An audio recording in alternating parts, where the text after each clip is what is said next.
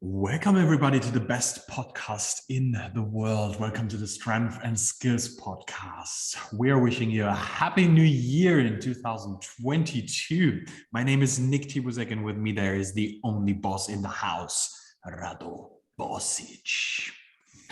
Hello, everyone. Happy 2022. Hopefully the year is filled with good health, joy, and a lot of gains. And thank you, everyone, for the support in 2021. That's really appreciated. Absolutely. Thank you, everyone.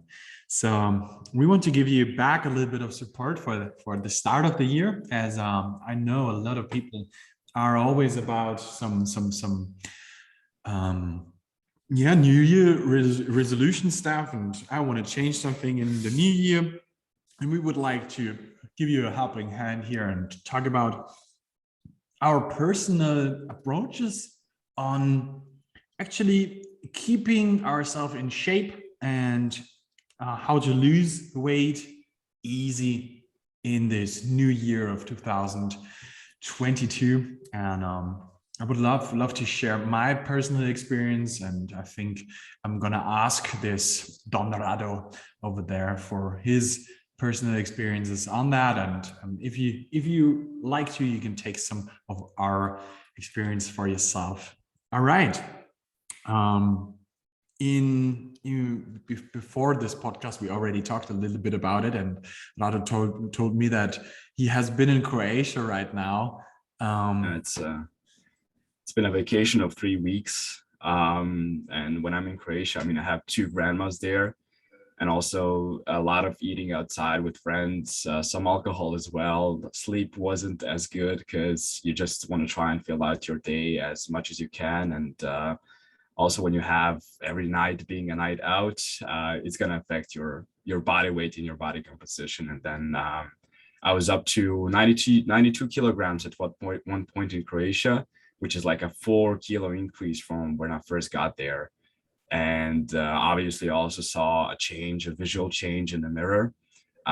Even though I managed to train consistently and maintain a consistent training schedule, it's inevitable because I kind of went away from the habits that I usually had here in Germany. It's obviously going to have a certain effect on the number on the scale, but also how I look and how I feel. So I got into 2022 with a bit of chubbiness and some extra weight, but I think this is normal and usual for most people. And I think a really important message to send out there is that you shouldn't freak out and you shouldn't be paranoid about it. Those moments with your loved ones are probably more important than what you see in the mirror and what the number on the scale is. And I think learning to appreciate that and learning not to worry about the change that might happen, and instead of that, enjoy the time with your loved ones and not restrict yourself too much in how much you eat, is very important. Of course, you don't want to go to the other extreme and completely indulge yourself into foods and have no quote unquote restrictions and no borders. You still want to be a bit careful with how much you eat and still stay in certain reasonable boundaries, So yeah, that was pretty much my story. And right now I'm back in Germany, and I told my coach just by arriving here, I'm probably going to be losing 2 to 3 kilos because here I have the structure, I have structured sleeping schedule. I eat at home all the time. I cook for myself. I know what I'm eating, and I also have a lot more work to do. I move more throughout the day, and all of that is just going to play together in me actually coming back to my initial weight and losing some of that body fat that I gained. All right. So what I actually took from that is having a good structure is pretty much one of the most important key points to stay in shape and get back into shape if you maybe a little bit overweight. So I think that's something super important. Can you tell us a little bit about how you think what kind of structures might be extremely useful from your experience?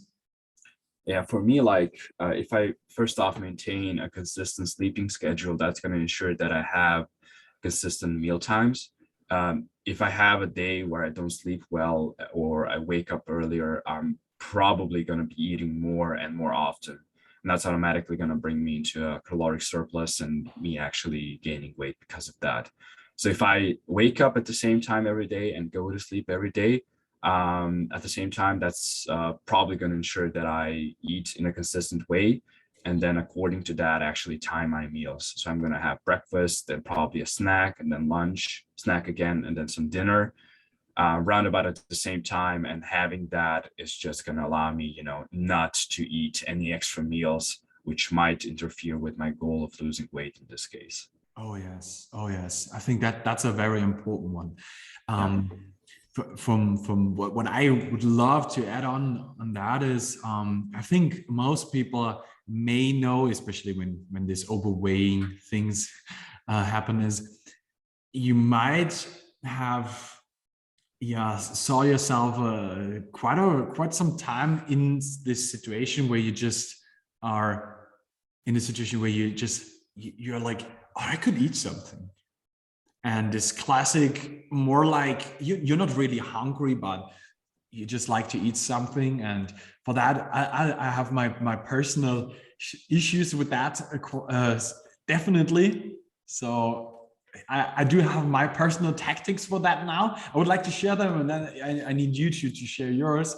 I have like two things that help me a lot with that. First of all, when I have this feeling, okay, I could eat something, maybe in the mood for something sweet or something like that, I'm definitely up for, okay, get yourself a glass of water, half a liter, and get that down. Completely exit.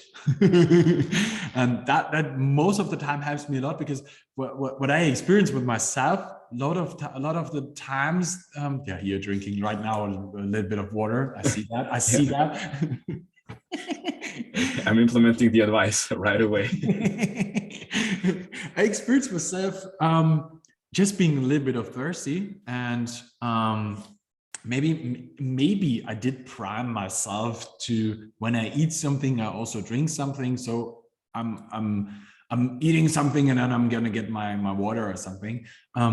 But drinking the water most of the time really helps me with that. And the second thing that also helps me most of the time, just brush my teeth, or putting in maybe like a fisherman's friend or something, to have this fresh feeling in my mouth again. And then I don't have this feeling of, I need something sweet or something anymore. So these two things are my go-to things here. What are yours? That's super interesting. For me, what's been really valuable is kind of getting to know the physiological side of things and what's the background to feeling hungry, you know. Mm-hmm. And then you kind of, when you get to know, to differentiate between the difference of appetite and hunger, you kind of get to know, okay, am I hungry in this situation? Because hunger is going to be driven by physiological markers like hormones, like really being hungry, the body's need to actually get energy in. And appetite is more connected to emotions and the physiological side, the psychological side of things. I'm sorry.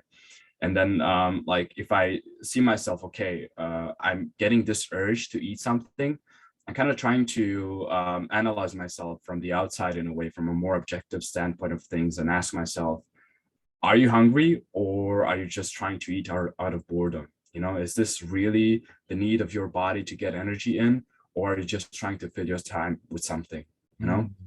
And together with that also, like the question I like to ask myself is, before I put anything in my mouth, as funny as it may sound, like, is this really bringing me something? Is this bringing me to the next step that I want to go to? Or is this actually taking me back and not bringing me anything? You know, like really trying to implement this mindful approach to eating and being aware of what you're eating just puts a completely different layer to nutrition in general, because way too often we're just eating out of habit and eating out of patterns instead of eating out of intention, you know, and, you know, wanting to improve and better ourselves through nutrition. Oh yeah. And I think that's something you mentioned right here. This habit thing is something that's so hard for most people, because as an example, I experience myself with that a lot of times when you've done all the work and it's in the evening, you may be on the couch reading a book or maybe Netflixing a little bit, stuff like that, and then you see yourself just grabbing some sweets. It might not be a lot, but it is some kind of stuff that you eat. And what I learned from myself, what works so well at that point, I know, okay, Nick, you got yourself again here having this appetite and you can't get it out of your head. And everybody knows that feeling. You just have this appetite thing. And what helps me a lot with that is actually, because the thing with that is you feel like you lose quality of life when you brush your teeth all the time and just drink a little bit of water and stuff like that. And then at these times, you think like, oh, fucking hell, I just have no life. And what helped me a lot with that is just going with this habit, but changing the habit in a way that it might be helpful for myself. So one thing that I learned for myself is just throw these sweets away and just don't have them at home. That's one thing, because if you don't have them, you can't take them. And the other part of it is maybe there's a possibility to use this habit in a different way. And what helped me a lot is just cutting an apple into some apple pieces like your mom maybe did for you in the past, these classic things, and just having an apple instead of some chocolate. And it's still, I mean, come on, who doesn't like a good apple? And or maybe a mango or something like that, whatever it is, but having just a fruit or something, even though, I'm a big fan of actually eating paprika or tomatoes and stuff like that. So I always have these little snack tomatoes at home. And same goes for paprika. When you just cut it into pieces and eat some pieces of paprika, that's still something that has not that much calories. It tastes amazing, and you still have this feeling of, I did something good for myself. I did eat something, but I still eat something that might be good for me. Because for me, I always feel like when I eat vegetables or fruits and something like that, okay, I did myself a favor here. Gotcha on that. For me, it's been very similar. Although I found out that if I completely cut off quote unquote junk food, that it's very easy for me to get back to old patterns and actually indulge in them a bit too much, up to the extent where I get a negative effect. So for me, it's like a more sustainable approach to still have those foods, but restrict myself in a way in how much I eat them. Sure, have some chocolate, but don't eat the whole chocolate. Take 2 pieces. It's good for the soul. It's gonna still give you the same feeling, the same sensations, and you're gonna still enjoy it. And the rest of the chocolate probably won't bring you anything than those extra calories. And in some cases, which is sadly true, people regret it then. And then you have this negative emotion towards food and towards yourself, and you can really easily get into this negative loop of just continuing to indulge in those patterns. So sure, maybe try and switch these snacks with some healthier options. But if you feel like, okay, this is not really sustainable for me and I still have cravings, implement those quote unquote junk foods, but be careful in how much you implement them. Like, don't take a full bag of chips with yourself and then watch Netflix. Just take a serving of a cup, and that's it for the night. You still enjoy it, you still have it, and you're not you don't have to worry about it affecting your body composition goals. That's been something that I try to implement. What I also experienced myself being pretty good with is I exchanged this chocolate thing with a protein chocolate pudding things that you can buy everywhere in the supermarket nowadays. So that's just, again, something where I just go into that and I'm like, I'm doing myself a favor. That's just some more protein. And it just helps me on the emotional side of it. I I did just satisfy my appetite on something chocolatey. Exactly. Yeah. And still had the more protein with it, and not so much fat and carbs and stuff like that. Because one thing that I definitely learned, and I think everybody can take that away from here, is the more protein you eat, the better you go. It helps not only me, but most of our clients so much to increase the protein intake massively. And by that, I really have to say, most of the time you hear stuff like 1 gram to 2 gram of protein per day, per body weight, per kg of body weight. I'm sorry for being so lazy-minded, I don't know. But I actually would go for like at least 3 grams of protein per kg of body weight. Just go with that for like 2 months or something and experience yourself what it does to your body. And I saw that so many times, that it just changed the body into being more lean just by switching up this little small thing. I mean, you saw that.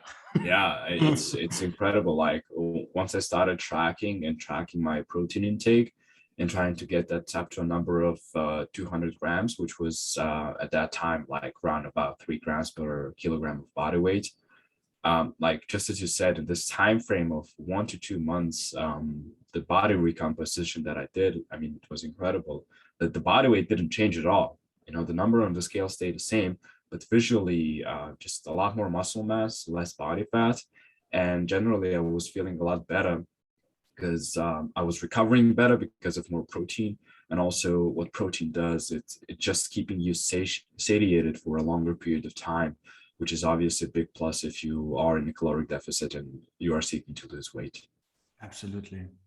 So I think with this we can actually end the episode. So for today, the next one will come up. So hope you guys can take a lot of stuff from this. I think we shared some valuable information from our personal experience here, and hope you guys really liked what you heard here. Please let us know in the comments or something, or maybe share it on your social media and tag us. That would be amazing. Thank you guys for listening, and hope you guys have a amazing start into the new year, being in shape and being in a position where you can position yourself for an amazing year of 2022. Have a good one, and see you in the next episode.